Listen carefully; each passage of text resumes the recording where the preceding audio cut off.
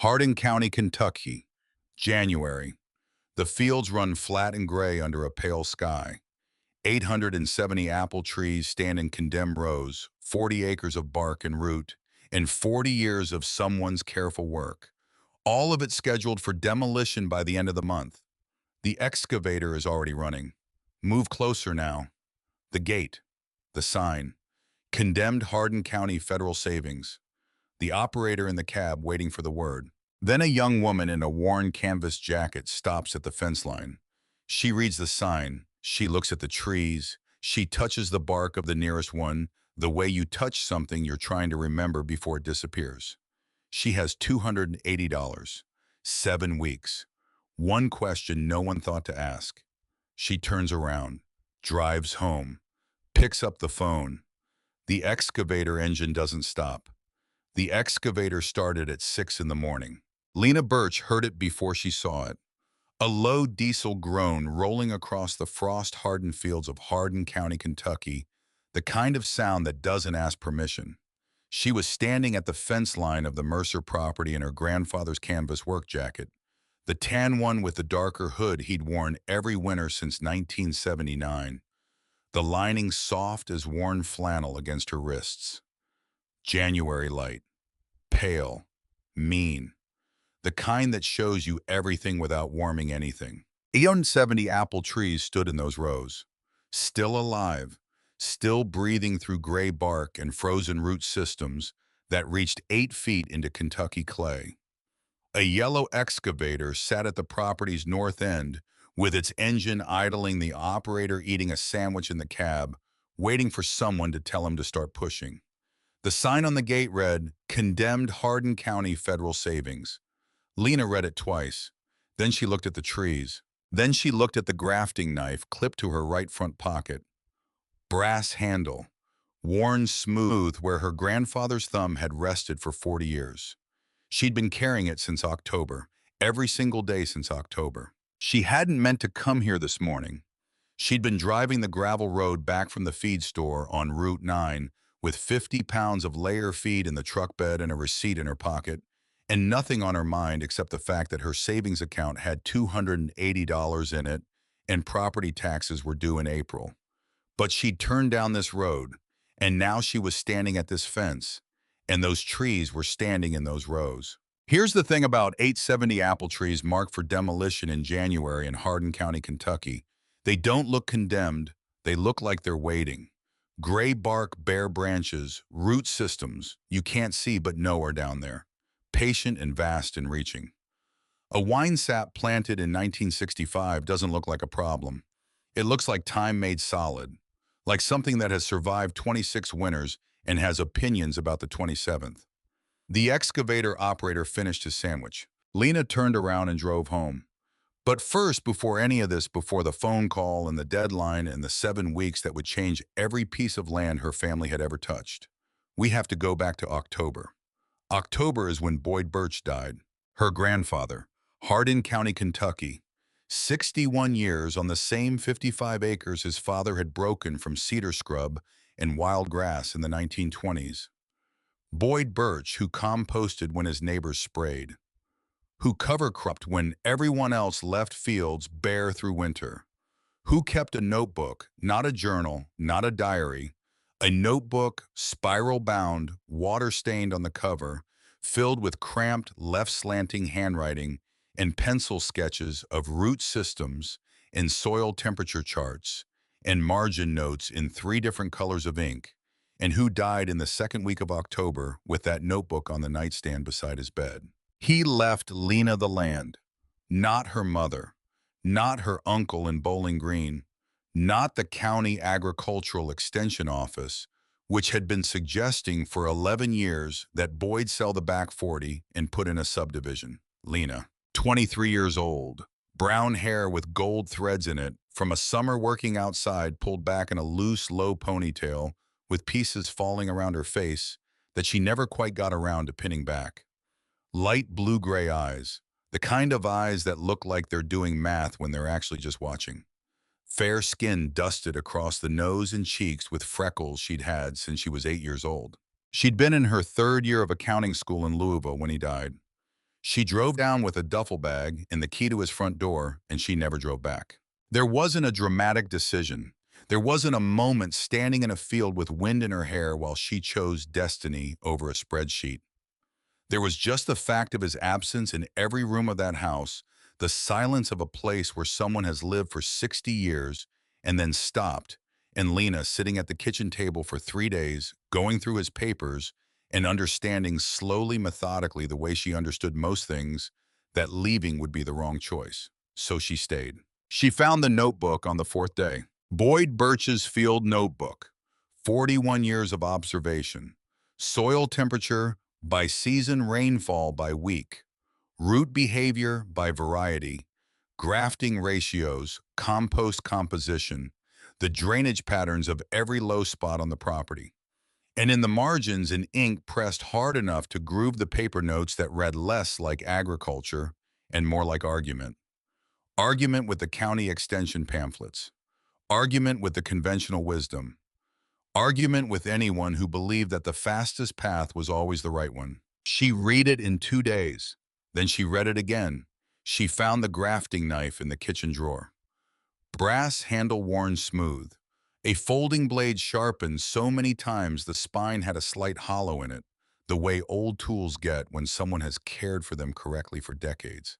She clipped it to her right front pocket. She hadn't taken it off since. Now it's January, and here's where everything changes. The obituary for Hector Mercer ran in the Hardin County Gazette on a Tuesday.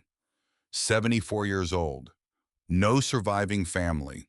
Medical debt totaling $312,000.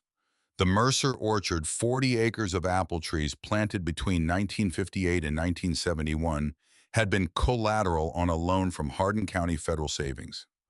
When Hector went into the hospital in August and didn't come out the bank, foreclosed quietly the way banks do when there's no one left to argue.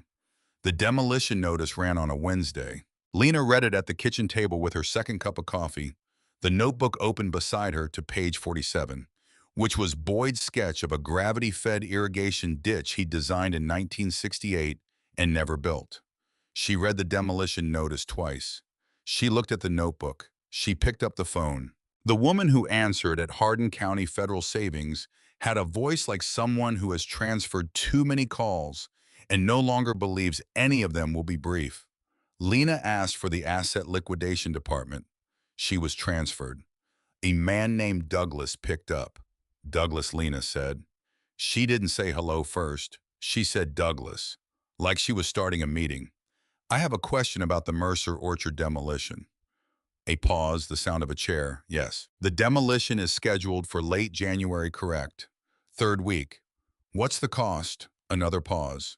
Longer. Excavation stump, grinding, grading, site prep. Around $11,000. What if, Lena said, what if I remove the trees before the demolition date? Silence. A different kind of silence. The kind where someone is doing arithmetic. If you remove them yourself, Douglas said slowly, if I remove them before your deadline, at no cost to the bank, you'd save the $11,000. I'd take the trees. He put her on hold for 4 minutes and 11 seconds. She counted. She was looking at the brass handle of the grafting knife the whole time. The way it caught the January light coming through the kitchen window, the way it sat on the table next to the phone like it had always belonged there. Douglas came back. The bank would allow removal of the trees prior to demolition, he said. The bank would require a signed release of liability. The removal must be completed before February 28th. 7 weeks, Lena said. 7 weeks, Douglas confirmed. She thanked him. She hung up. She sat at the kitchen table and looked at the window and didn't move for a while. $280 in the bank, 7 weeks, 870 apple trees. No crew, no equipment, no irrigation infrastructure on her land, no budget for soil amendments, and the Kentucky clay in January, which anyone who has ever tried to dig in it knows is not soil so much as a geological opinion about your ambitions. She opened the notebook to page 34. Boyd Birch's handwriting, March 1974. Never moved more than 25 trees in a single cohort. 25 in the ground, 2 weeks of observation, then 25 more. Small batches. Controlled failure. If a cohort dies, you lose 25 trees and gain a diagnosis. If you move 200 at once and they all die, you've learned nothing except that you're broke. Lena read it twice, underlined it. Then she put the notebook in her work jacket pocket, clipped the grafting knife to her right front pocket, and drove to the Mercer property to walk every row. She had a ball of orange twine and 4 hours of daylight. She started at the north end. Every tree got 30 seconds of assessment. First, the graft union, that swollen knuckle low on the trunk where rootstock meets scion, where two different plants have been convinced to become one. She was looking for clean healing. Bark that had knitted together smooth and tight. Not splits, not dark discoloration, not the slightly sunken look that means the union never took correctly and the tree has been fighting itself for years. Then the root flare. She crouched at the base of each tree, brushed frost-hardened soil away from the trunk, with her gloved hand looked at where the wood met the earth. A 4-inch flare meant a manageable root ball. 6 inches or more meant heavy equipment she didn't have yet. She noted the ones that would need the backhoe, then the cambium test. She pressed her thumbnail into the bark. Barely. Just enough to lift a sliver the size of a grain of rice. Green underneath meant alive. Bright green, almost wet-looking, the color of something with business left to do. Brown meant the tree was already gone, just hadn't fallen yet. She moved through the rows, orange twine tied in a half-hitch around the lowest branch of every living tree. A clean half-hitch tight enough to stay through wind. Her fingers were cold. She kept going. She finished at dusk. 847 trees with orange twine. 23 dead ones standing gray and hollow in the fading light, not worth the diesel to dig them. She drove home. She made soup from what was in the refrigerator. Half a can of tomatoes, some dried beans. She'd soaked overnight an onion that had been patient on the counter for a week. She ate at the kitchen table with Boyd's notebook open to his root ball diagrams, reading the same pages she'd read 4 times already, understanding them differently, now that she'd spent a day with her hands on 847 real trees in real January Kentucky clay. The notebook said 18 inches minimum from the trunk. Cut at 45 degrees. A clean angle heals. A torn root rots. She read it again. Then she went to bed. Prescott Yarrow arrived 3 days later at 10:14 on a Thursday morning. She knew the type before he got out of the truck. The vehicle was county-issued clean in the way county vehicles are clean when someone cares about the impression they make. He stepped out onto her gravel drive in tan loafers. Tan loafers. In Kentucky. In January. With frost still on the grass at 10 in the morning. He had a clipboard. Of course he had a clipboard. Pressed khakis with a crease that had survived the drive from the county extension office downtown. A light blue button-down shirt under a fleece vest with the Hardin County Agricultural Extension emblem on the chest. The little ear of corn stitched in yellow thread that she'd seen on 100 pamphlets. Silver ballpoint pen in the breast pocket. Sandy hair going gray, parted with a precision that suggested daily effort. He walked toward her with his chin slightly lifted and his weight back on his heels. The posture of a man who has decided before he arrives what he's going to find. "Miss Birch," he said.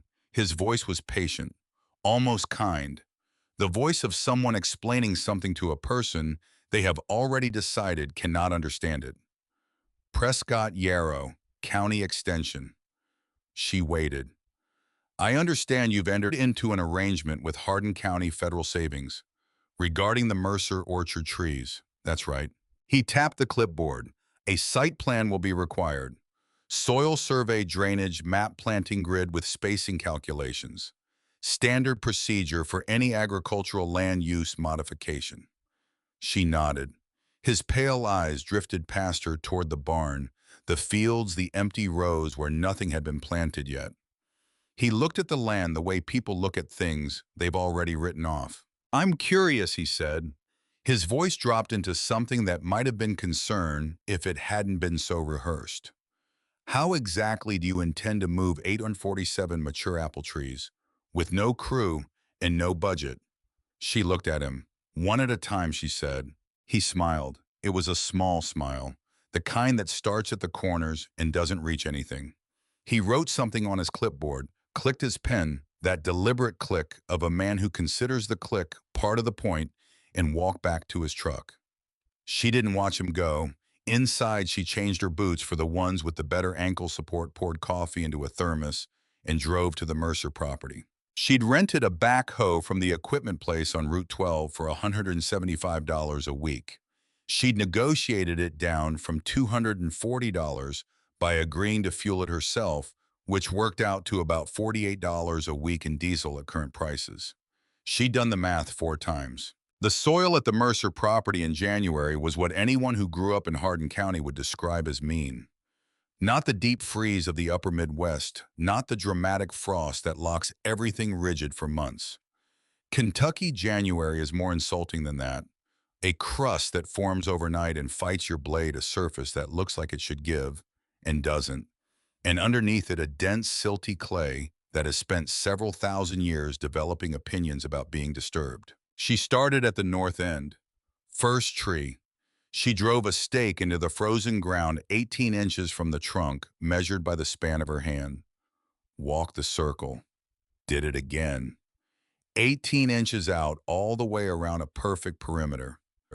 Then she took the sharpened spade, not the backhoe, not yet, and cut.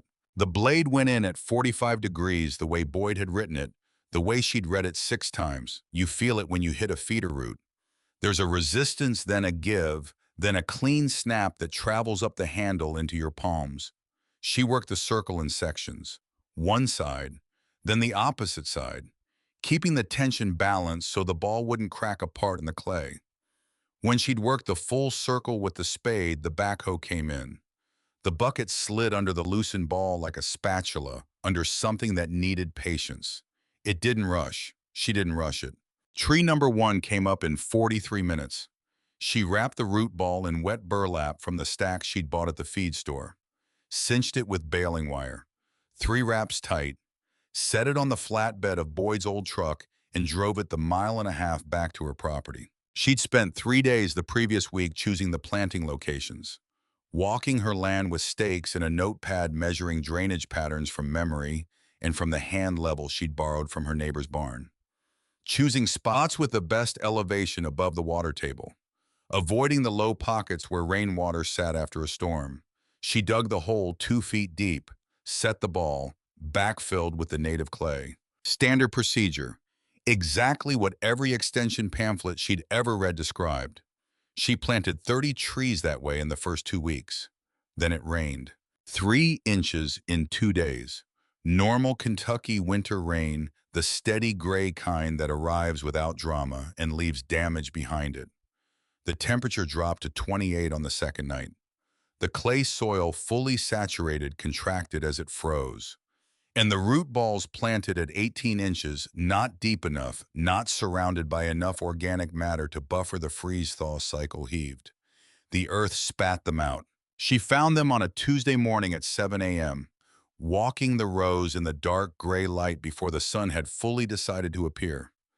30 trees with their root balls pushed upward, the burlap torn in places. Roots exposed to open January air, bark splitting along the trunk where ice crystals had formed in the cambium layer. She stood there. She didn't make a sound. She crouched next to the first one, the first wine sap she'd planted, tree number 1, the one she'd spent 43 minutes digging, and pressed her thumb against a split in the bark. The wood beneath was pale green, still alive. Just barely, just for now, but alive. She pressed the grafting knife against her palm through the canvas of her jacket pocket, not opening it, just holding it there. Boyd's notebook, page 14. The clay is not your enemy. The clay is just honest. It will tell you what you did wrong if you're willing to listen. She'd planted too shallow. She'd backfilled with native clay alone. No organic matter, nothing to buffer the freeze. Thaw, nothing to hold moisture without drowning roots, nothing to give the mycorrhizal threads anything to eat or reach for. She'd trusted the pamphlet over the notebook. Here's the thing about making a mistake when the deadline is February 28th and there are still 817 trees standing in someone else's condemned orchard. You don't get to sit with the mistake. You don't get to process it gently. You don't get to call someone who will tell you it'll be okay. You look at the 30 trees. You count the ones that might survive with intervention 17, maybe 18, if the green holds in the cambium.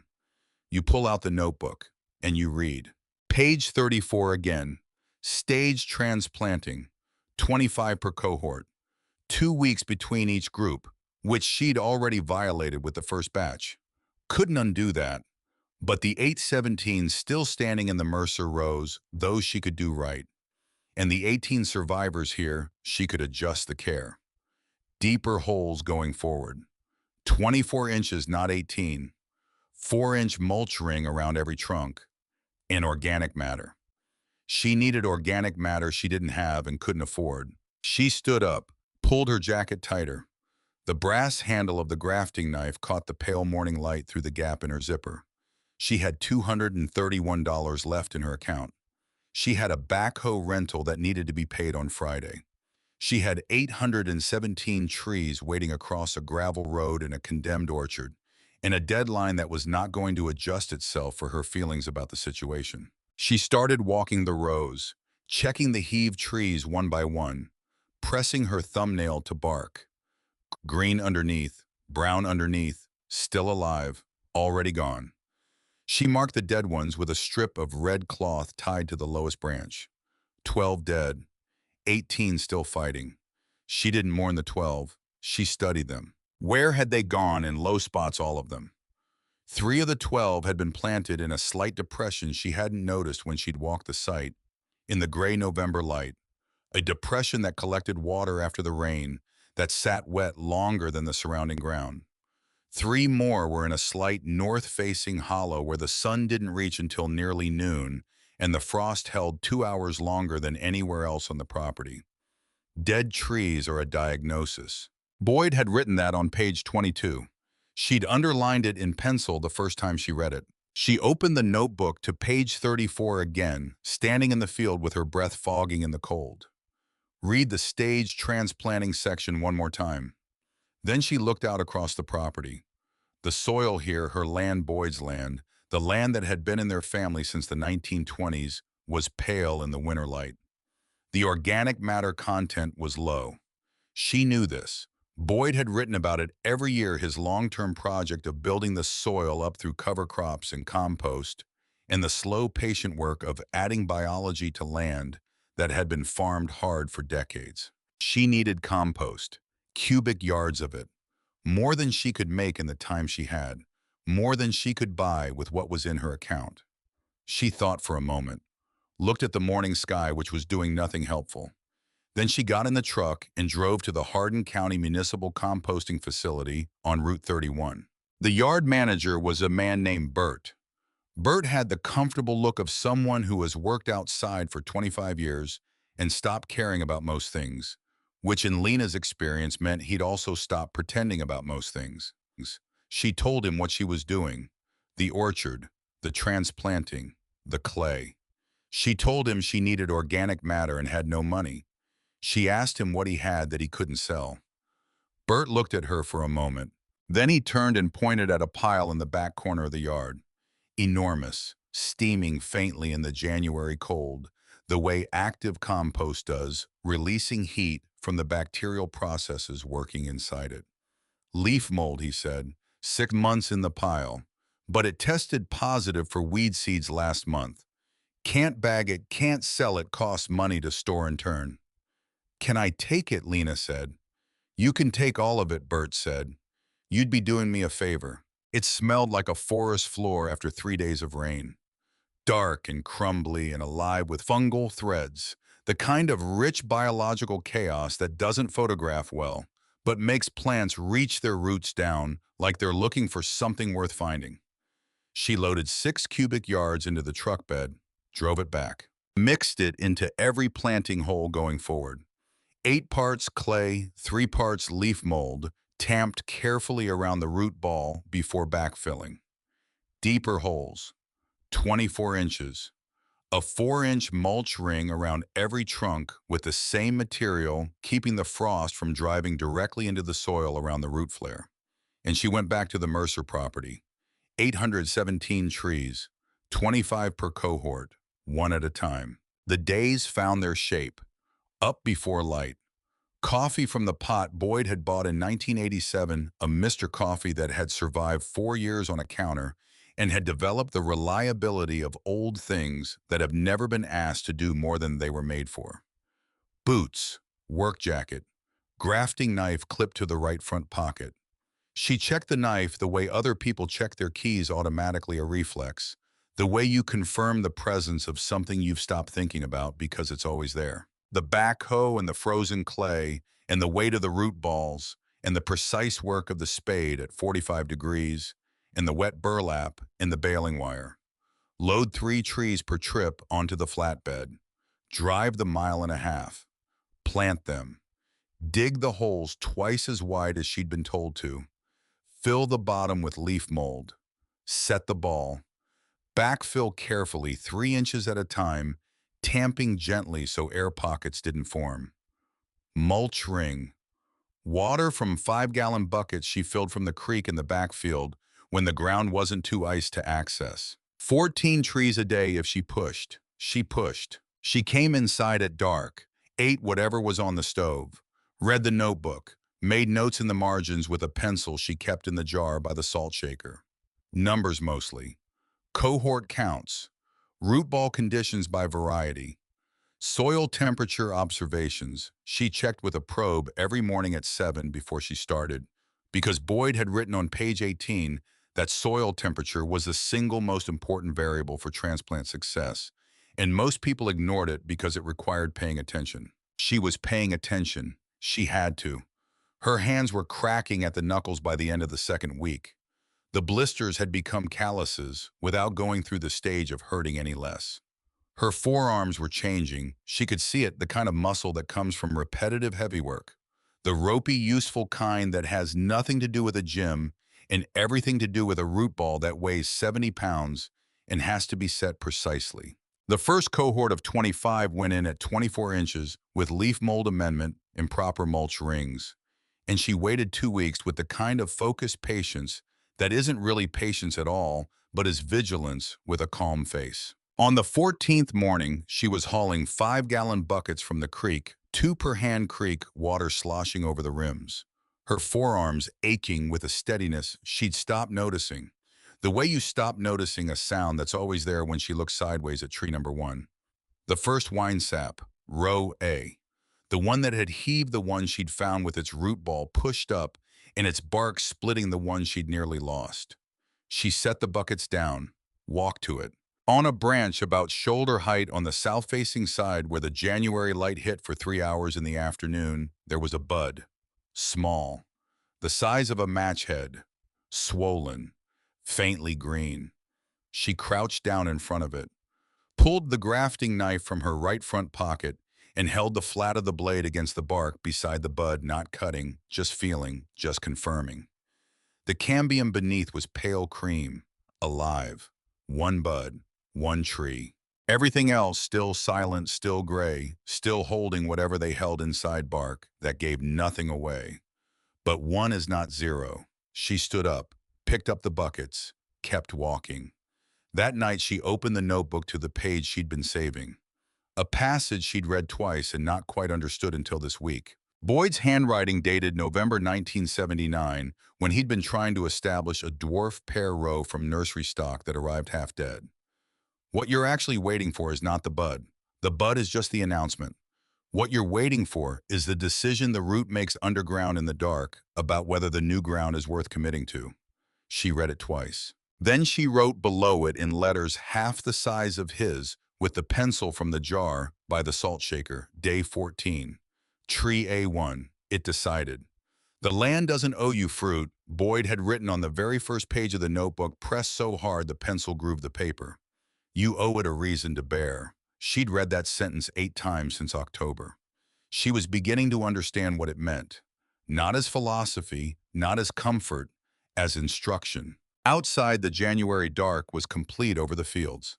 The 25 trees of the first cohort stood in their rows, root systems reaching into soil that was finally tentatively provisionally, the way trust works when it's been earned slowly beginning to hold them. 817 trees still stood in the condemned rows of the Mercer property. The deadline was February 28th. The bank would not be moved by a bud the size of a match head. But Lena Birch, 23 years old, carrying a dead man's grafting knife in her right front pocket and a dead man's notebook in her work jacket, in the quietness of someone who has stopped arguing with what's in front of her and started listening to it. Lena Birch looked at that one bud and thought, there are 816 more reasons to keep going. She closed the notebook. She set her alarm for 5. Vera's truck appeared on a Wednesday morning at 7:03. No phone call, no warning, just the sound of a diesel engine turning onto the gravel drive, and then the truck itself, a 1984 Ford flatbed rust along the wheel wells, a crack in the passenger side mirror that had been there longer than anyone could remember. Vera Birch, 65 years old. Boyd's younger sister stepped down from the cab in work boots and a plum-colored cardigan over a thermal undershirt, a dented aluminum thermos in one hand and a paper sack in the other. She set the thermos on the tailgate. She set the sack next to it. She looked at Lena. "Truck's got gas," she said. "I'll drive." That was it. That was the whole conversation. Lena didn't ask how long she was staying, didn't ask if she'd told anyone where she was going. Vera was 65 years old and had been doing exactly what she decided to do since approximately 1967, and asking her to explain herself had never once produced useful information. So, Lena poured 2 cups of coffee from the thermos, both of them standing at the tailgate in the gray February cold, and they drove to the Mercer property together. They developed a rhythm by the end of the first day. Lena cut and wrapped. Vera backed the flatbed between the rows with the precision of someone who has been maneuvering large vehicles in small spaces for 30 years and finds it boring. 3 trees per load. The flatbed's bed wasn't long enough for more without risking the root balls, and they both knew it without discussing it. 3 trees, mile and a half, plant, drive back. They didn't talk much. Vera appeared every morning at 7, left every afternoon at 4, set the thermos on whatever flat surface was closest when she arrived. Never offered advice, never asked how it was going, just presence. The quiet fact of someone showing up, which is its own kind of language if you've learned to read it. And Lena had grown up reading it. It was Boyd who taught her that. Not in words, in the way he worked, the way he'd walk the fields in the evening and not say anything, just walk, just look, his hands sometimes trailing across the top of a fence post or pausing on the bark of a tree. Not everything requires a sentence, he told her once when she was 9 and had asked why he wasn't talking. Some things you just have to be present for, he'd said. That's the whole job. She thought about that in the days after the heaved trees, about the difference between knowing a principle and understanding it. She'd read page 34 twice before, but she hadn't done it right. She'd moved 30 trees instead of 25, skipped the observation window, let the deadline drive her faster than the work could sustain. So she changed it, 25 per cohort from that point forward. 2 weeks between each group, deep holes, leaf mold in every one, buckets from the creek twice a week. And she waited. She counted the buds on the first cohort every morning, like a farmer counts things she can't afford to lose. Tree A1 had 2 buds by February 12th, 3 by February 16th. The other trees in the first cohort were beginning to move, not dramatically, not in any way that would make someone stop and say, look at that. Just the faint swelling at certain branch nodes. Just the cambium alive under the bark when she pressed her thumbnail in. Just alive. Still just alive. Prescott Yarrow appeared for the second time on February 14th, Valentine's Day, which she only remembered because Vera had brought a paper bag with 2 shortbread cookies and red paper napkins and set them on the tailgate without comment, and Lena had eaten one standing up and thought, oh, right. Yarrow's truck appeared on the gravel drive at 10:22. He stepped out with the clipboard, The tan loafers somehow still clean, despite the fact that it had rained the day before and the drive was soft. A mystery of the physical world she had stopped trying to solve. He walked the edge of the new planting rows. Chin up, weight back. That deliberate pace of a man who is performing the act of inspection as much as performing the act of caring about what he finds. Miss Birch. I held out a pamphlet. Drip irrigation systems.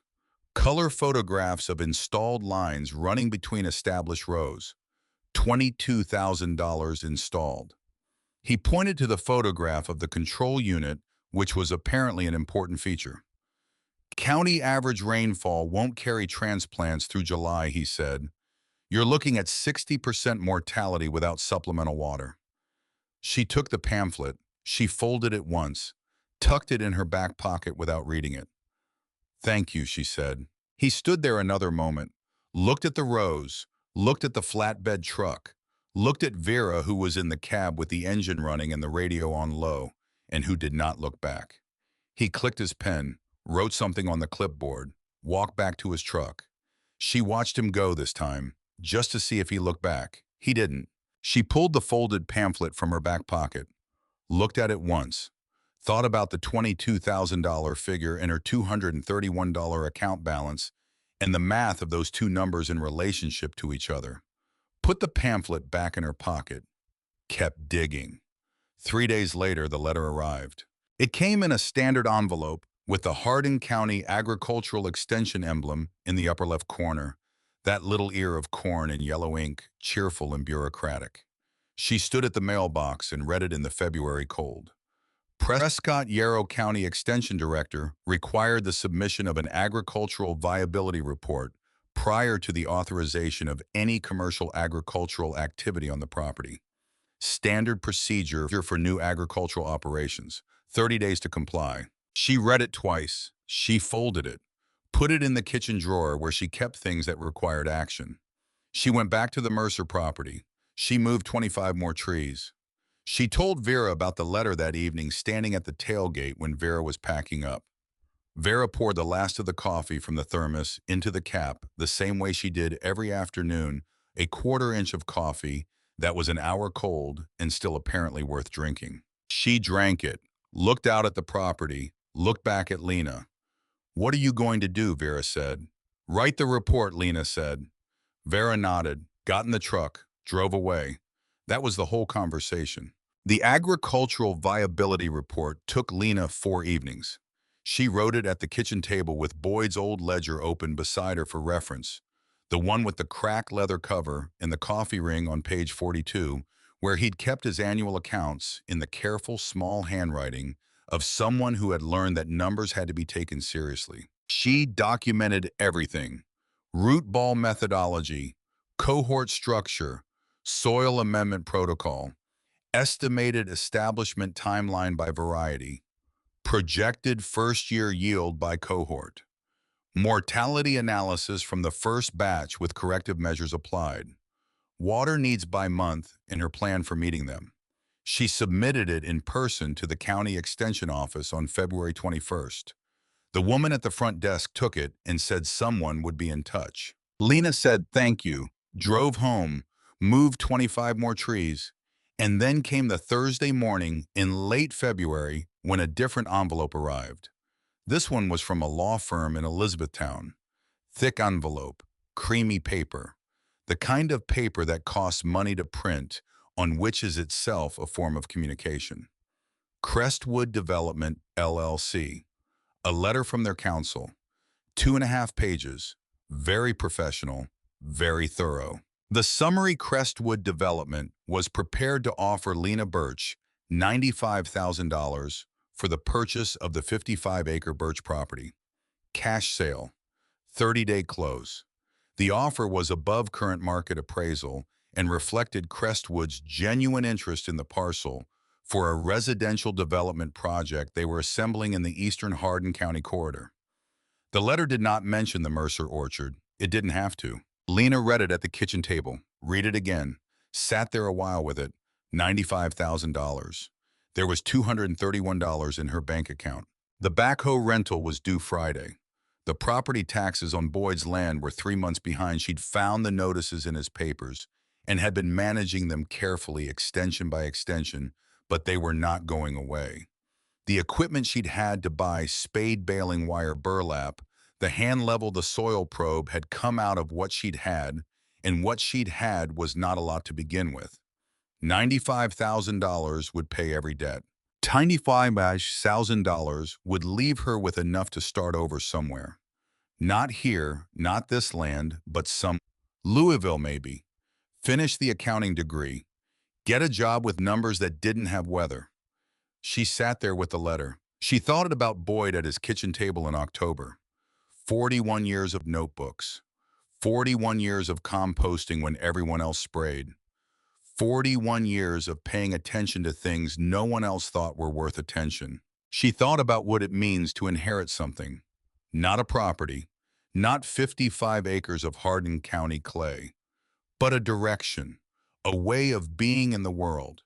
The stubbornness of continuing to do the right thing at the right pace, even when the math doesn't work and the clipboard man doesn't believe you and the county isn't watching. She folded the letter, put it in the kitchen drawer, went to bed. Vera was at the tailgate at 7 the next morning. Coffee, paper sack with biscuits wrapped in foil. She knew. Somehow she knew. The way people who've been paying attention for a long time know things. She waited until Lena had drunk half the coffee.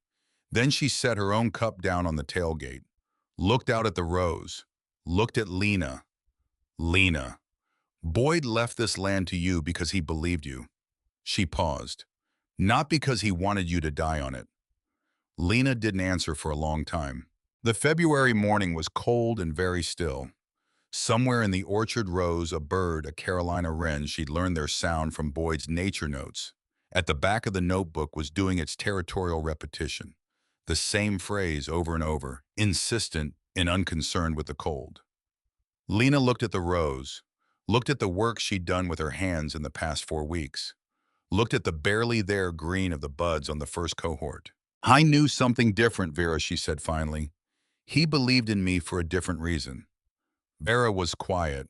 Then she picked up her coffee cup, drank the rest of it, rinsed it with a small pour from the thermos, and dried it on her cardigan. What reason, she said. Because he taught me to read the notebook, Lena said. And I finally am. Vera nodded. Once. The kind of nod that doesn't need anything added to it. They drove to the Mercer property. It was on that afternoon, February 23rd, a Saturday, with 5 days left on the removal deadline, that Sidney Pruitt appeared at the feed store on Route 9. Lena was buying 50 pounds of layer feed for her 12 hens. Mud on her boots from a morning in the clay, her red and cream flannel visible under the canvas work jacket. Creek water had splashed up on her jeans from the bucket hauling and was drying in a dark line across her right thigh. She was not at this particular moment presenting herself as someone who had everything under control. The man at the counter was talking to someone she didn't know. Tall, 70s, a face that had been outside for a very long time, the kind of sun-weathered steadiness that stops looking old and starts looking permanent. He wore canvas work pants and a wool shirt in green plaid and had the hands of someone who had spent a career in physical work. He looked at her load of feed, looked at the mud on her boots, looked at the work jacket. "You're Boyd Birch's granddaughter," he said. It wasn't a question. She set the feed bag on the counter. "Yes." He nodded. "I'm Sidney Pruitt. I worked for the Kentucky State Nursery Program, 22 years before I retired." He paused.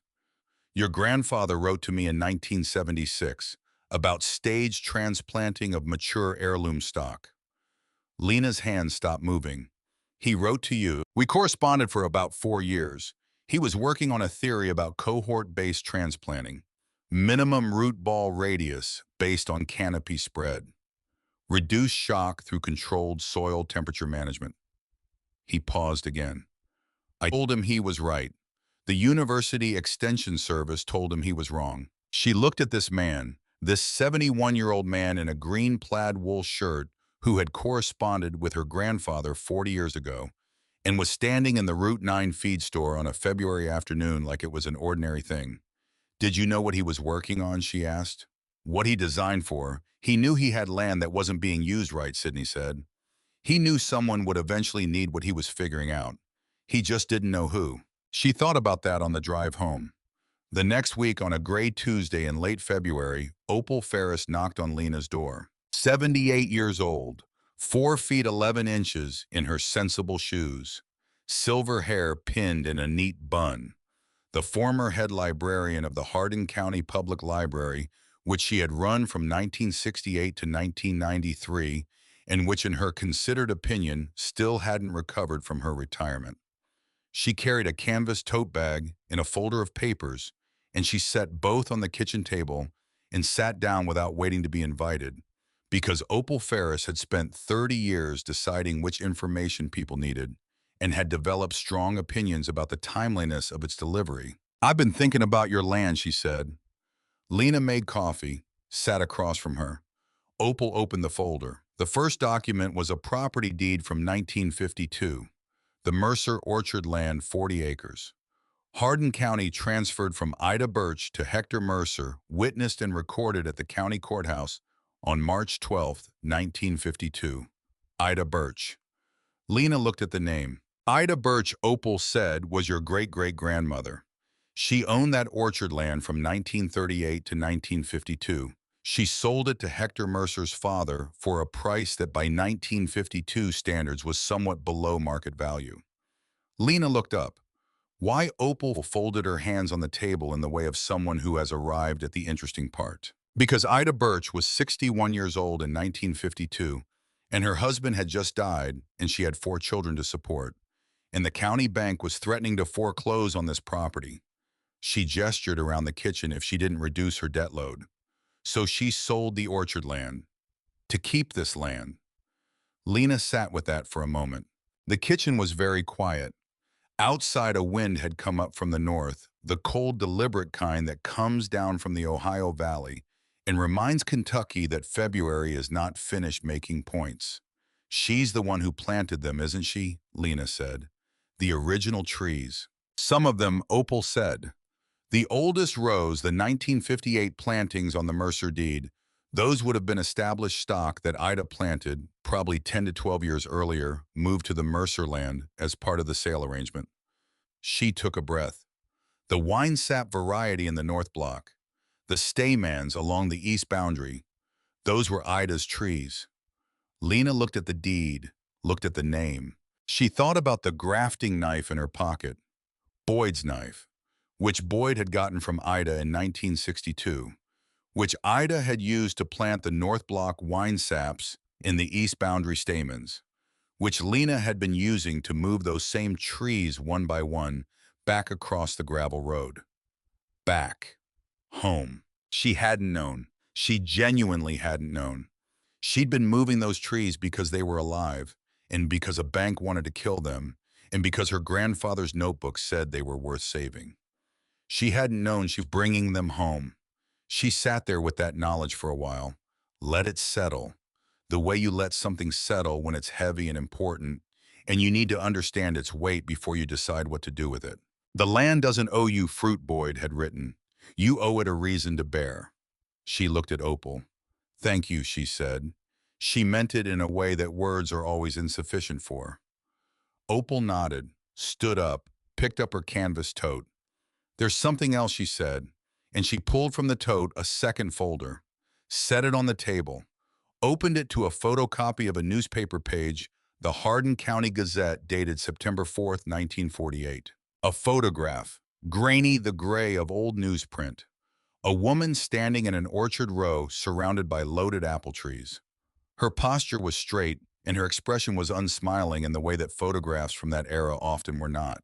Because people were unhappy, but because the exposure time was long and a held expression was easier than a smile.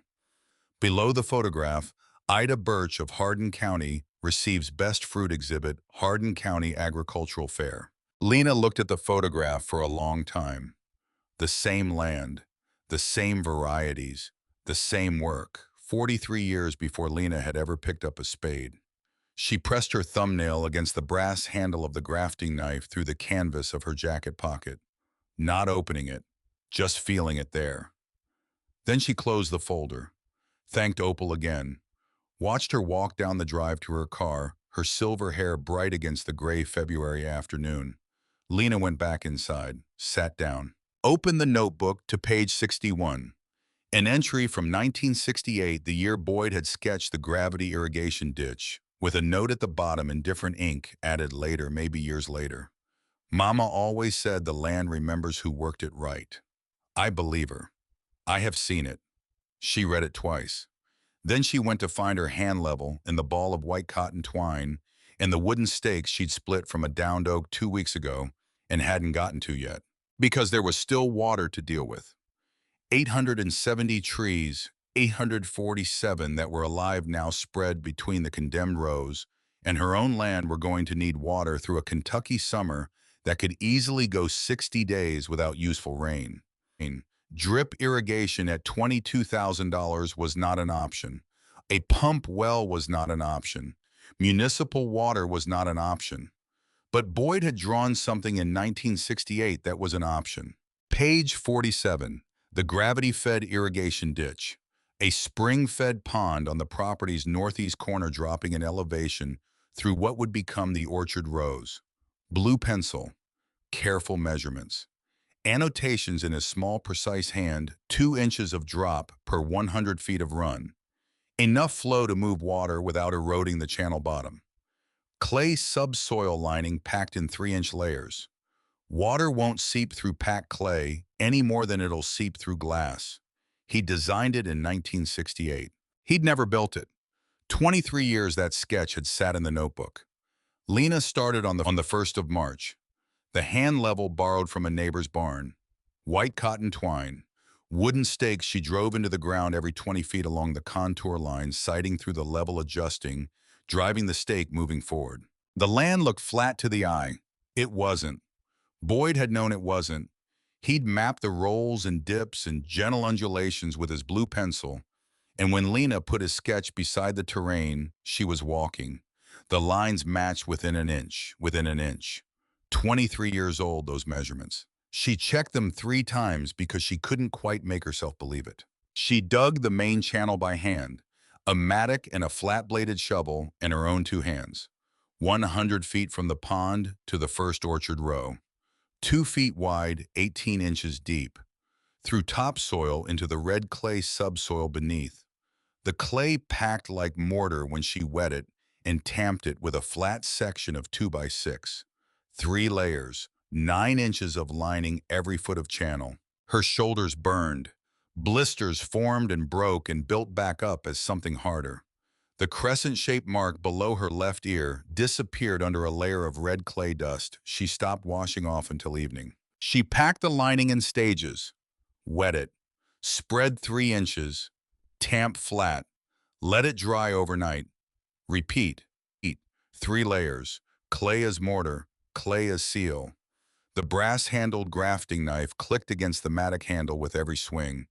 A small percussion she stopped hearing sometime in the 2nd week, the way you stop hearing sounds that had become part of the rhythm of work. Prescott Yarrow arrived on March 18th for what she had come to think of as his 3rd visit. His loafers were somehow still clean. She had stopped trying to understand this. He walked the edge of the ditch with his clipboard under his left arm, his pale eyes following the line of the channel, the clay lining visible where she'd been working that morning. He had the air of a man who has found something to be concerned about and is taking his time arriving at the concern. Miss Birch. He stopped at the edge of the channel. You're diverting from a spring-fed source. That may require a water rights filing with the county. Lena straightened from where she'd been crouching, wiped her palms on her jeans, looked at him. I'll need the form, she said. He patted his clipboard, flipped a page, flipped another one. I don't have it with me today. Lena looked at him. I'll wait, she said. 3 words. A door closing. He stood there for 30 seconds, maybe 40, long enough for the wind to move through the orchard rows and the Carolina wren to say whatever it had to say from its spot in the 3rd row. Then Yarrow turned, walked back to his truck with his military straight spine, got in. drove away. Lena watched the dust settle on the gravel road. Then she picked up the mattock, went back to work. The Elizabethtown Co-op feed store on Route 9 was where things reached their loudest. Mid-March, she'd come in for layer feed in a new pair of work gloves, her fourth pair since January. Her hands had developed opinions about gloves, and the morning light was doing something sharp and honest through the store windows that made everything look more real than usual. A man named Ray Fowler was leaning on the counter. Big man. Farmed 800 acres of conventional corn and hay east of town land his father's father had broken. He had the confidence that comes from never having needed to question whether the ground under your feet was going to hold. He was talking to two other men when she came in. He saw her, and he said it loud enough for the whole store. Well, there she is, the girl planting a graveyard. One of the other men snorted into his coffee. Lena set her list on the counter. Got her feed, got her gloves, paid $23.40. Got her receipt. She walked out. She didn't speed up. She didn't slow down. She didn't look at Ray Fowler on her way past. She looked at the door, walked through it, walked to the truck, loaded the feed, got in, drove away. Ray Fowler would remember this moment differently in 2 years. But we'll get there. That night, she sat at the kitchen table with the notebook and Boyd's old ledger and a pencil, and she did the numbers again. The way she did most nights, because the numbers changed daily, and keeping track of them was the closest thing she had to control. Cohort 3 was in the ground. 47 of the first cohort trees were showing reliable bud development. The second cohort was 3 days into its observation window and looking stable. She had 412 trees remaining in the Mercer rows. The deadline had passed, February 28th had come and gone, but she'd been granted a 30-day extension by the bank because the developer's construction permits were delayed. One more month. One more month. 402 trees, 30 days, 14 per day if she pushed, which she'd been pushing since January. The math worked. Barely. The way math that works barely feels different from math that doesn't work at all, because the margin between them is exactly the width of one bad weather day, or one mechanical problem, or one morning when you wake up and your body has simply decided it's done. She wrote the numbers down anyway, because writing them down was different from thinking them. Writing them down made them real and manageable in a way that the spiraling version in her head at 2 in the morning was not. And then she turned to the back of the notebook, to a page she'd avoided. She wasn't sure why she'd avoided it. It wasn't dramatic avoidance, more like saving something. The way you eat around the best part of the plate. An entry from 1962. Boyd's handwriting younger and faster than the careful later versions, the ink of a man in his early 20s writing quickly because he was thinking faster than his hand could move. He was writing about the grafting knife, about the day Ida had given it to him. I was 22, she was 71. She pressed it into his hand in the kitchen of the house on the north side of the property which he was about to move into because she was moving to Elizabethtown to live with her daughter. She said, "This knife has been in 200 trees. It knows what it's doing. You just have to hold it right." Lena pressed her palm flat over the page. She could feel the groove the pencil had made. 41 years of paper remembering the pressure of a point. The knife was in her right front pocket. The same one. The one Ida had held. The one Boyd had held for 41 years. The one Lena had been carrying since October without fully understanding the weight of what she was carrying. She sat there for a long time, then she turned back to page 34. To Boyd's rules about cohort transplanting, about patience as a methodology, about the difference between careful work done at the right speed and hurried work done at no speed because it had to be redone. She had 412 trees left. She had 30 days. She had a grafting knife that had been in 200 trees before she ever touched it, that knew something about roots and healing and the specific faith required to cut a living thing at 45 degrees and trust that the clean angle would take. She closed the notebook. She looked at the kitchen window, dark now, the February stars beginning to appear over the field she'd been digging for 10 weeks. The land doesn't owe you, Fruit Boyd had written. You owe it a reason to bear. Outside, somewhere in the cold dark, 412 apple trees stood in condemned rows with orange twine on their branches and root systems that had been waiting patiently without any particular anxiety about the deadline for someone to decide they were worth the work. She got up, she washed her hands, she set her alarm for 4:45, and she went to sleep. 3 in the morning is a specific kind of honest. No pretending at 3 in the morning. No managing. No organizing your face into something that says you have this under control. Just the kitchen, the lamp over the table, the pencil, the numbers, and the silence of a farmhouse in Kentucky spring, which is not quiet at all. There are frogs from the creek and the settling of old wood, and the wind through the orchard rows that has a different sound now than it did in January. Less like absence, more like something breathing. Lena sat at the kitchen table with Boyd's ledger open to a fresh page and a pencil in her right hand and the numbers written out the way she always wrote them. Column by column. No rounding, no optimism. The backhoe rental final payment was due in 11 days. Property taxes on the back 40 were 63 days overdue.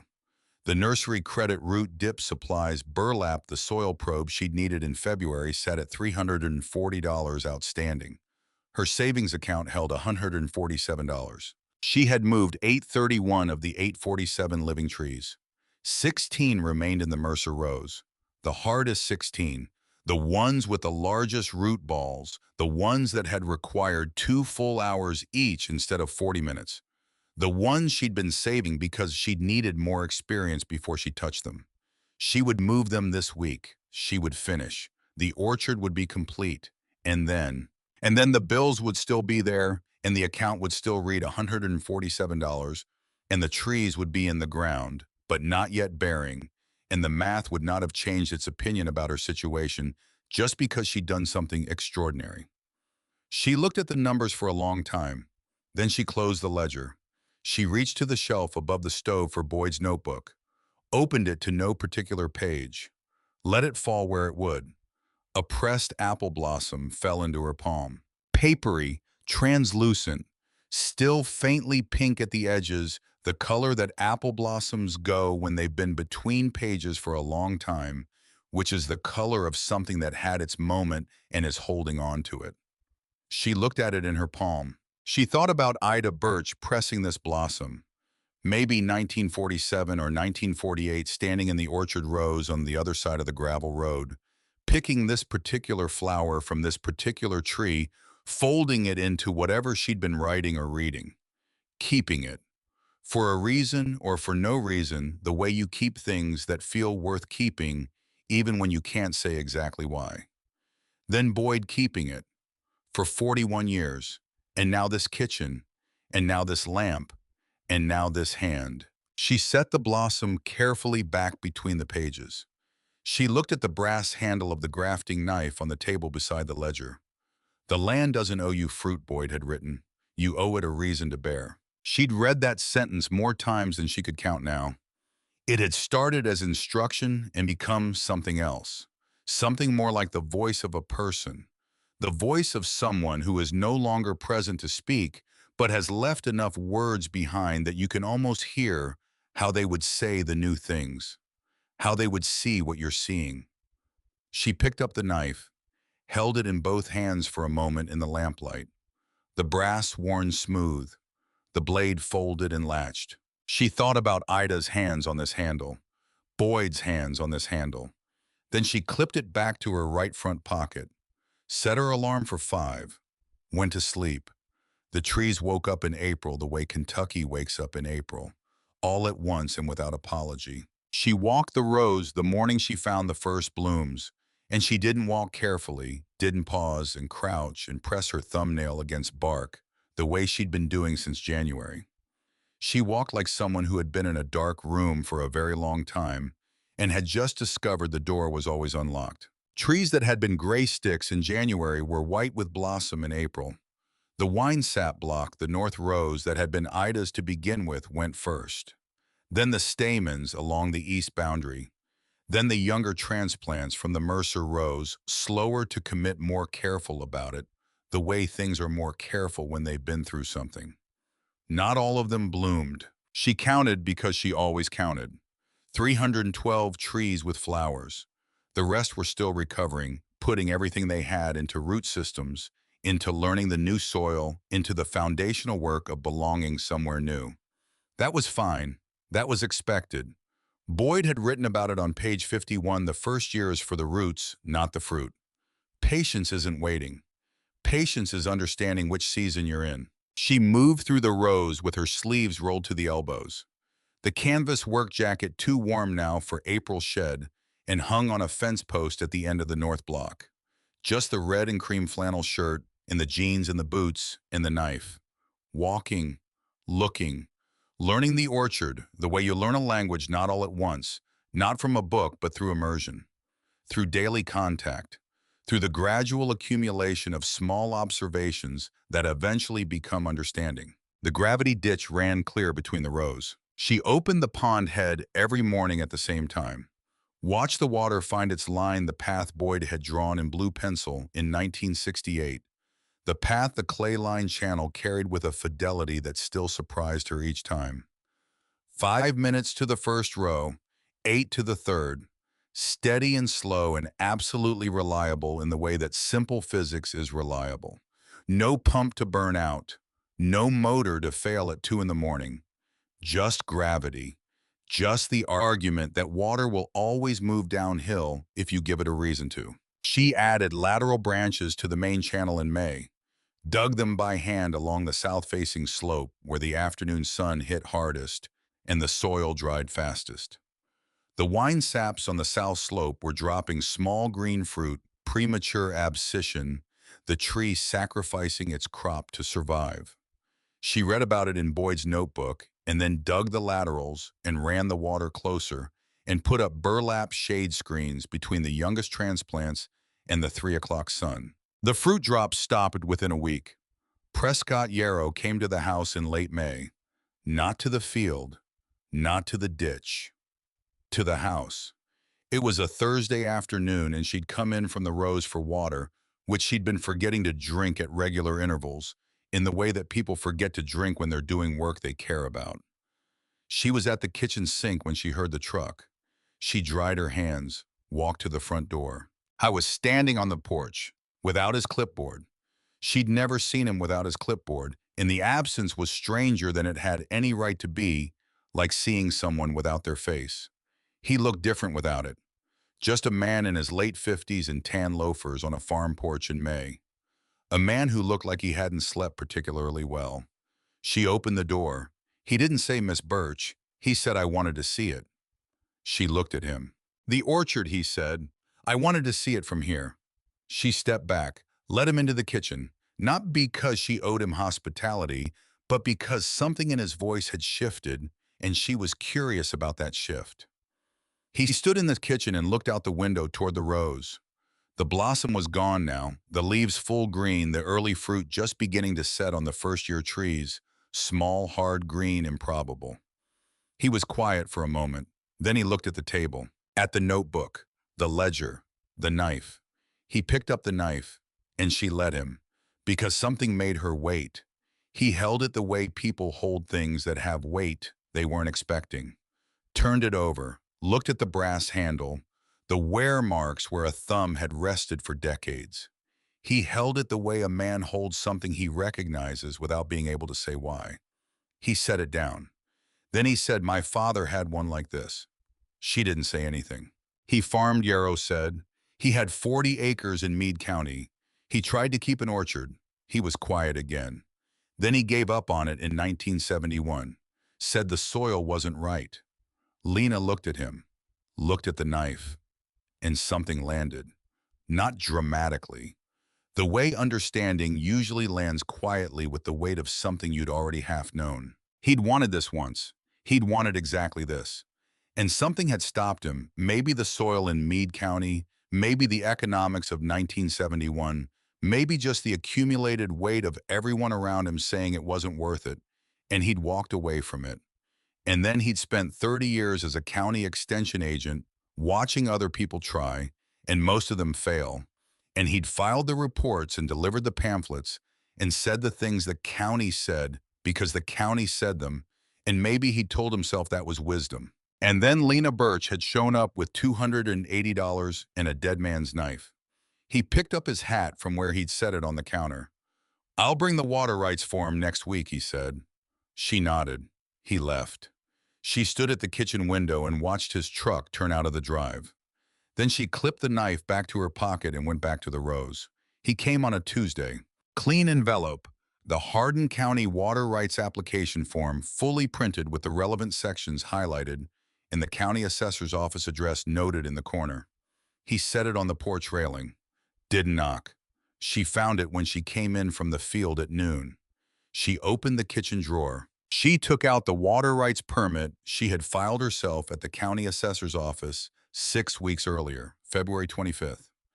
The morning after Yarrow had first mentioned water rights at the ditch and told her he didn't have the form. She had driven downtown the next day, had waited 40 minutes, had filled out the form herself from the posted requirements on the office bulletin board, had paid the $20 filing fee with money she genuinely hadn't had to spare. The permit had come back approved in March. She had filed it in the drawer because she'd known she'd need it eventually. She set the permitted copy next to Yarrow's unneeded form on the kitchen table, looked at them side by side, the one she hadn't waited for, the one that had already been done. She didn't feel triumphant. That's the thing about being right that nobody tells you. It mostly just feels like tired. She did feel something, though. Something smaller and cleaner than triumph. The satisfaction of having done the correct thing at the correct time because it was correct. Not to prove anything, not to win anything, just because the water needed to run. And she hadn't waited for someone else to decide it could. She put the permit back in the drawer. She put Yarrow's form in the recycling. She went back to the rows. She did not see Prescott Yarrow again until August. He drove past on the county road. She was working the south ditch at the time, adding another lateral branch, and she looked up at the sound of the truck, and he slowed and their eyes met through the windshield, and he kept driving. That was the last time. Summer deepened and hardened the way Kentucky summers do. By July, the orchard had its own rhythm. She moved through the rows every morning before the heat settled in, checking, adjusting the hand watering, supplementing the ditch on the south slope, where the laterals weren't quite enough. The burlap shade screens stayed up through August. The fruit on the winesap block swelled slowly the way winesaps do not. The fast development of commercial varieties engineered for speed, but the patient accumulation of a fruit that takes its time because the time is the point. She started checking ripeness in September. The skin color first. The shift from hard green to yellow-green. Not yellow, not yet, but that specific intermediate stage where the chlorophyll steps back and lets the sugars start making their announcement. She had no penetrometer, no laboratory. She had her hands in the notebook which described ripeness in the language of a man who had been paying attention for 40 years. She pressed her thumb into the flesh of a test apple, firm, resistant, but with the specific give of something that has finished deciding what it wants to be. She cut it open with the grafting knife. The seeds were dark brown, almost mahogany, not a trace of white left in them. She pressed the flat of the blade against the flesh and held it there for a moment. The way Boyd had written to do it. The way a person checks a thing they've been waiting for. Ready. Not the trees that were still recovering. Not the second cohort transplant still putting energy underground. But the winesap block, Ida's block, the north rose the trees that had come first and gone deepest and made their decision the fastest. Those trees were ready. 312 trees bearing in the first year. She did the math on the back of a feed receipt at 7 in the morning. Average yield for a mature winesap in good conditions, 28 to 35 pounds per tree. She'd been conservative in her soil amendments, conservative in her watering, conservative in everything, because she'd had to be. She estimated 28 pounds, 312 trees, 28 pounds each, 8 to 736 pounds of apples. She stared at that number for a long time. Then she hired 2 people to help with the harvest. A married couple from the next valley over, Deb and Martin, who picked pears every fall and who knew how to handle fruit on a ladder without bruising it, which is a skill that looks easy and is not. She paid them the cash she didn't entirely have and promised they'd be the first call next season. Vera came for harvest week, silver hair under a wide-brimmed straw hat, her dented aluminum thermos on the tailgate of the truck. She sorted the crates, Douglas fir sides, hand-cut, dovetailed corners. Boyd's initials burned into the bottom left corner with a soldering iron, the crates he'd built in the 1960s from lumber he'd milled himself.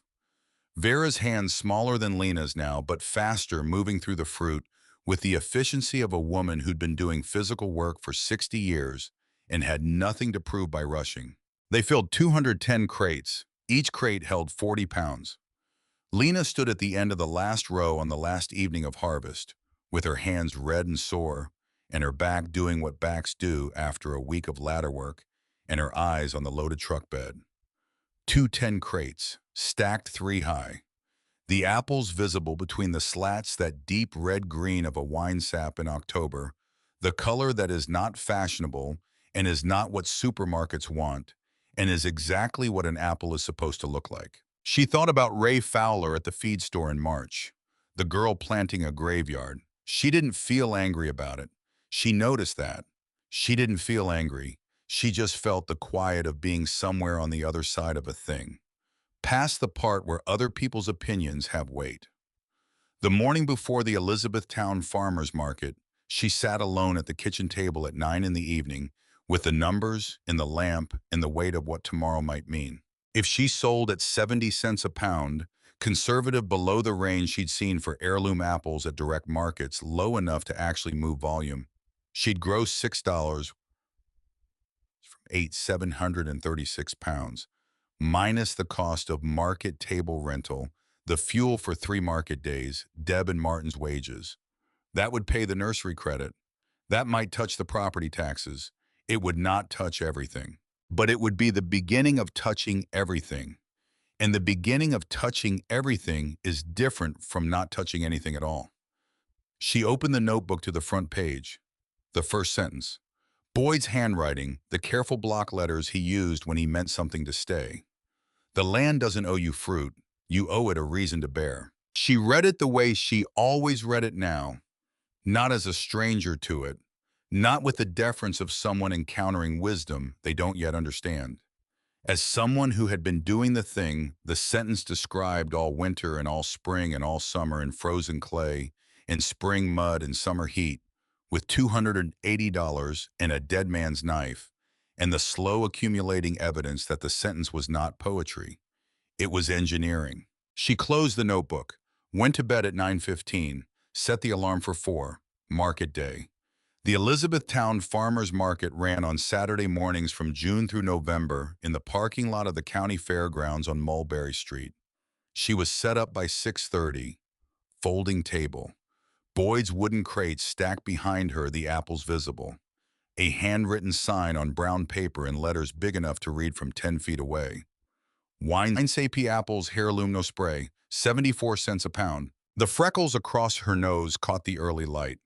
Her red and cream flannel shirt was clean for once. Sleeves rolled to the elbows the way they always were. The grafting knife clipped to the right front pocket. She'd thought about not wearing it, about putting it in her jacket, about whether a brass-handled folding knife at a farmer's market was the right presentation. She'd clipped it on anyway. It belonged there.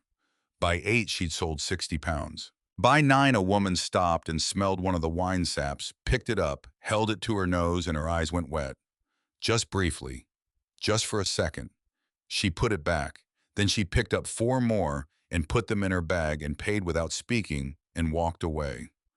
Lena watched her go. She understood that. The memory and a smell.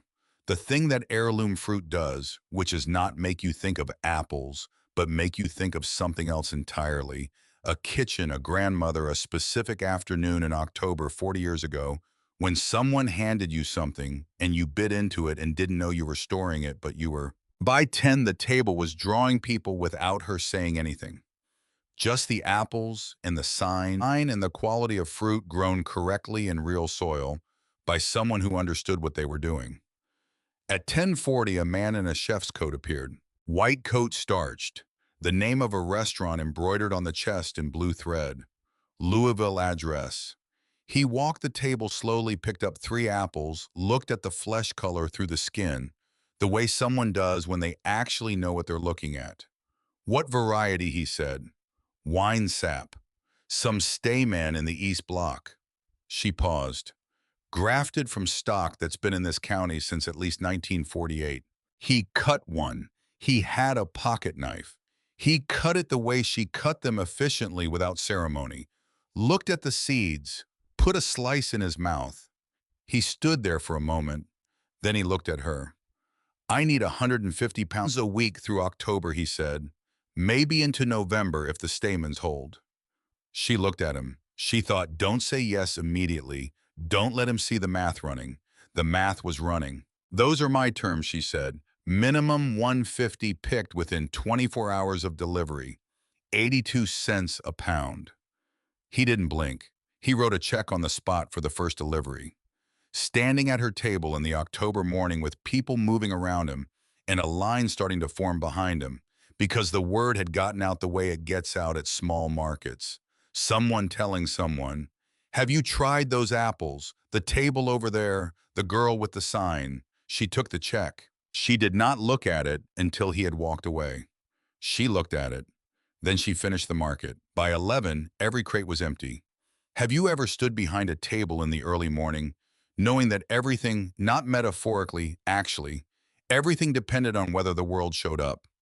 Have you held something you built with your hands through a winter that didn't care about your deadline and waited and found out the world showed up? She ran the Elizabethtown Market every Saturday through October, added the Radcliffe Market on Wednesdays. The Louisville chef's van came every Tuesday morning. She and Vera packed the crates the night before, each layer wrapped in newspaper packed tight enough that nothing shifted on the drive. She sold 200 pounds of apples that first fall. Gross revenue, $6,068. She paid the nursery credit. She paid 3 months of back property taxes. She paid Deb and Martin. She paid the last installment on the backhoe rental, which felt when she wrote that final check like the loosening of a rope she'd been wearing around her chest since February. She drove to the hardware store in Elizabethtown and bought materials to replace the barn roof. Cedar shakes. She did it herself over 2 weekends in November, with Vera handing things up from below, neither of them talking much because neither of them needed to. She bought Vera a new thermos, stainless steel, double-walled, the kind that keeps coffee hot for 8 hours. Vera looked at it sitting on her kitchen counter, looked at Lena, picked up the dented aluminum one with the faded green label, the one she'd carried since the early 1970s, and filled it from the pot on the stove. Set it on the counter beside the new one. That one's too pretty to use, she said. And that was the end of it. Lena took the new thermos home, put it on the shelf in the barn, never mentioned it again. Some things you offer because you need to offer them, not because they'll be accepted. The second fall came, 14 months after she'd written a release of liability and agreed to move 847 apple trees by herself with $280 and 7 weeks in a backhoe she rented for $175. 520 trees bore fruit that year. Let that number settle. 520 trees that Prescott Yarrow had written off as incompatible with commercial production. 520 trees that Ray Fowler had called a graveyard. 520 trees that had been weeks from an excavator. Root systems now reaching 3 feet into Hardin County clay that Lena had been feeding since January, leaf mold, and cover crops turned under and apple drops left to rot, where they fell, all of it, cycling back into the soil the way Boyd had always said it would. Average yield per tree, 31 pounds, up from 28, because roots that have settled produce more than roots that are still deciding. 520 trees, 31 pounds, 120 pounds of apples. She ran the numbers at the kitchen table the evening before harvest began, wrote them down in the ledger the way Boyd had always written numbers, carefully, without rounding. Then she wrote the gross revenue figure and sat with it, $19,400. More than Boyd had ever made in a single season from this land in 41 years of working it. She checked the number twice because that kind of number requires checking. She thought about Boyd at this table, in this kitchen, in this chair probably, doing these numbers in this ledger, writing careful figures for a land he'd spent 4 decades trying to build towards something in a way that no one else thought made sense, in a way that the county kept suggesting he reconsider. She pressed her palm flat on the ledger page, sat there for a while, then she got up and made soup. October arrived and with it Ray Fowler. She was in the East Block pulling the last of the stamens when she heard the truck on the county road. She didn't look up immediately. Sound of a truck on a gravel road in October in Hardin County is not a remarkable thing. But then the truck slowed and stopped, and she looked up. Ray Fowler's truck idling at the fence line on the county road. He was sitting in the cab looking at the orchard, not at her, at the rows, at the loaded branches, at the crates stacked at the end of each row waiting for the flatbed. She kept working. 5 minutes passed. She heard the door, his boots on the gravel. He walked to the fence post and stopped there, his hands in his jacket pockets, looking at the rows. She straightened, wiped her palms on her jeans. "How deep?" he said. His voice was different from the feed store. No audience now, just a man at a fence line asking a woman in an orchard a question. 24 inches, she said. 4-inch mulch ring. Clay-lined gravity ditch from the north pond. He nodded. He stood there another minute, looking. Then he turned, walked back to his truck, got in. The door slammed. Gravel crunched under his tires as he pulled away. He did not apologize. He did not acknowledge the feed store or the crowd or the laughter that had filled the room. He just asked the question that a man asks when he has looked at something and needs to understand how it was done. The following spring, his own transplanted trees went into the ground at 24 inches. That's how it spreads. Not with speeches, not with apologies, with shovels. The years develop their own rhythm, the way years do when you stop thinking of them as obstacles and start thinking of them as seasons. Harvests, the slow expansion of what was possible. By 1998, she had grafted 60 new trees onto the original Mercer rootstock. Boyd's knife making the cuts, whip and tongue grafts wrapped in wax-dipped cloth, each one marked with red surveyor's tape. She lost 12 of the first 60 to poor cambium contact. 54 held. She grafted 90 the following spring and lost 8. She got better at it, because that's what happens when you keep doing the thing. The per-acre yield climbed. 3 seasons of consistent leaf mold amendment and the organic matter in the planting zones had moved from 1.1%, where it had been when Boyd died low, even for clay-heavy Kentucky soil, to 3.2%. The difference in the fruit was visible. Wine saps that had been good in 1991 were exceptional in 1996. The same variety, the same trees, the same county, different soil, different fruit. Because the soil is not where the apple grows. The soil is what the apple becomes. The Hardin County Agricultural Extension Office published a revised pamphlet in 1999.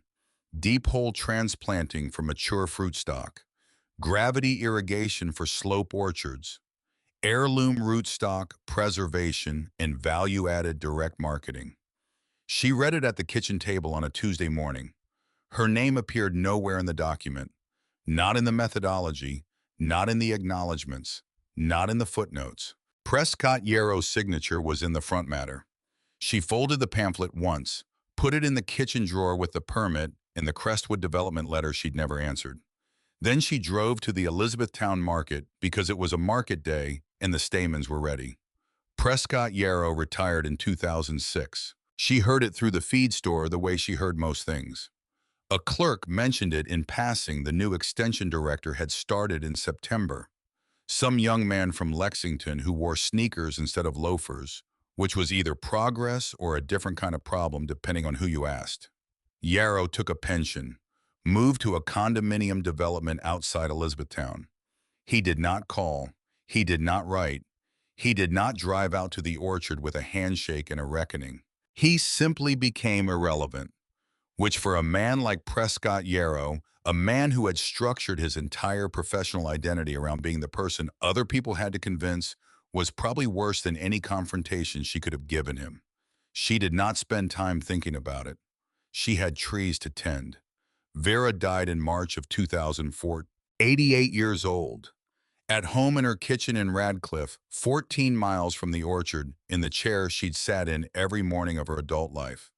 A cup of tea on the table beside her gone cold. The neighbor found her the next afternoon. Lena drove to Radcliffe when she got the call. Sat in Vera's kitchen for an hour before she could make herself move through the house. Looked at the chair, the cup, the windowsill where Vera had kept a small cactus she'd named Walter because she'd said it was stubborn and didn't need much and had been in her kitchen longer than most of her opinions. Walter was still alive. Lena took him home. She put the dented aluminum thermos on the shelf in the barn, next to Boyd's notebook, next to the stainless steel one she'd bought Vera that Vera had never used. The three of them together on the shelf. Two thermoses and a notebook leaning against each other like old friends sharing a wall. The barn smelled like cedar and old hay and the faint mineral note of the clay ditch running just outside the door. She stood there for a while. Then she closed the barn and went inside and sat at the kitchen table and opened the notebook to no particular page and sat with the company of Boyd's handwriting in the lamplight. You cannot rush the sour he'd written somewhere in the middle pages about the particular fermentation of apple cider vinegar that was its own long education. You can only keep the door open for it. She'd read that in 1991 and not known quite what it meant. She understood it now. 2024, October, a Tuesday morning. The orchard covered 94 acres, 22 varieties of heirloom apple on root systems that predated the Second World War. 6 full-time workers moved through the rows, year-round pruning in January, thinning in June, picking through October into November for the late keepers. Restaurants in Louisville, Lexington, and Nashville paid between $4 and $7 a pound for fruit they could not source anywhere else. The gravity ditch ran clear between every row, the same channel she dug by hand in the spring of 1991, now joined by 11 lateral branches she'd added across the seasons. The soil in the planting zones tested at 4.3% organic matter. She'd started at 0.5. On that Tuesday morning in October, she was in the barn doing the kind of mid-season maintenance that is mostly invisible, checking the clay lining on the secondary channel behind the east block, replacing a section that had cracked over the summer in the heat. She heard the truck before she saw it. Old Ford. Rust along the wheel wells. A crack in the side mirror. It stopped at the gate. She straightened, looked. A young woman stepped out. 21, maybe 22. Dark hair pulled back. Work boots that hadn't been broken in yet. You could see it in the way she walked, careful at the edges, not quite trusting the soles. She was carrying a manila folder thick with papers, and her hands were shaking slightly. The shake of hands that have rehearsed something for 2 hours in a truck cab and are now terrified the answer will be no. Lena walked out from the barn. She didn't ask who the woman was. She waited. "My name is June Harwell," well, the woman said. "I inherited a hazelnut operation in Breckinridge County, 70 acres. The trees are dying bacterial blight maybe, or maybe just age. I can't tell the difference yet." She paused. "The bank wants me to clear cut and sell the timber rights." She paused again. "Everyone I've talked to says the same thing. Start over, take the loan, plant new stock." Lena looked at her. The morning light came through the orchard rows behind them, that October quality of light, gold and specific, the kind that shows everything clearly without being unkind about it. "But they're the trees my grandfather planted," June said. Her voice was steady, barely. She pulled herself back from the edge of something. "They're 60 years old, some of them. And they're not all dead. Some of them still have, they're still green in them when I check. When I press my thumbnail in." She stopped. Because she'd run out of the words she'd rehearsed and was now in the territory of the true thing, which is always harder to say than the prepared version. Lena recognized this. She recognized it completely. She invited her inside. She made coffee in Boyd's Old Mr. Coffee, which had survived 37 years on the counter and had developed the irreplaceable reliability of old things that outlast every expectation you have of them.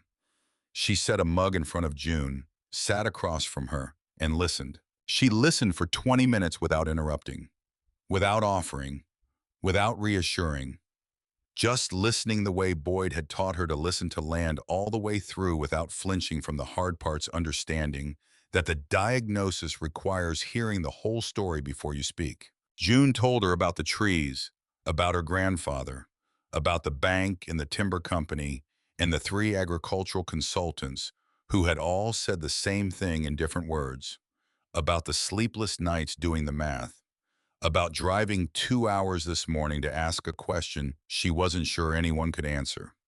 When she finished, she looked across the table and finally asked the question she'd driven 2 hours to ask. How do you move trees that big without killing them? Lena looked at her and smiled. Not the careful kind, not the tired kind, the real one. Warm and unguarded and a little surprised at itself, because she'd heard this question before. She'd heard it in her own voice 33 years ago, standing over a condemned orchard with a notebook full of drawings she didn't yet understand and $280 in her account and every reason in the world to say this isn't possible. She talked for an hour. Root radius calculations, minimum 18 inches from the trunk, 24 for anything over 15 years. Soil temperature requirements, 42 degrees Fahrenheit minimum before transplanting, or the cambium won't knit. The deep hole method. How you dig twice as wide as you think you need and fill the bottom with organic matter so rich it smells like a forest floor after 3 days of rain. How you wrap the root ball in burlap soaked in creek water and move it at dawn when the vascular system is least stressed. She talked about stage transplanting, 25 trees per cohort, 2 weeks of observation, controlled failure. She talked about clay-lined gravity irrigation, about finding the spring on the property first, about blue pencil sketches and what they mean when they come from someone who paid attention. She talked about compost you can't sell and deals made in 6 minutes in the value of a person who shows up at 7 in the morning without being asked and says, truck's got gas and means something enormous by it. She talked about one bud, on a branch, in January, the size of a match head. Not hope, just the evidence that alive is not the same as finished.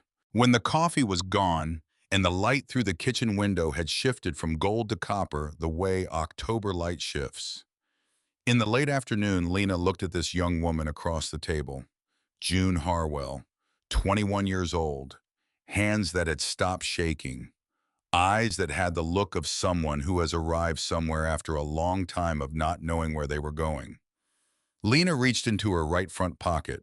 She unclipped the grafting knife. She set it on the table between them. She looked at it for a moment, the brass handle worn smooth where 3 sets of hands had rested. Ida's hands working the North Block wine saps in 1948. Boyd's hands, 41 years of fields and frost and the patient daily work of paying attention. Her own hands, 33 years of the same work carried forward. The knife that had made the first cut into the Mercer rootstock on a morning when no one believed it would take. She picked it up, held it out. June looked at it, then at Lena. A question she didn't ask. Lena pressed it into her palm, closed her fingers around it.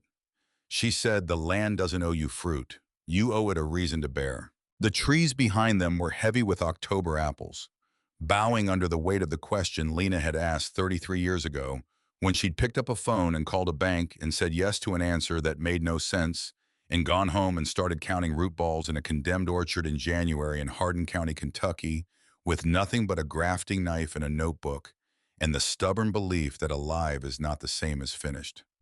The branches bowed. The light held.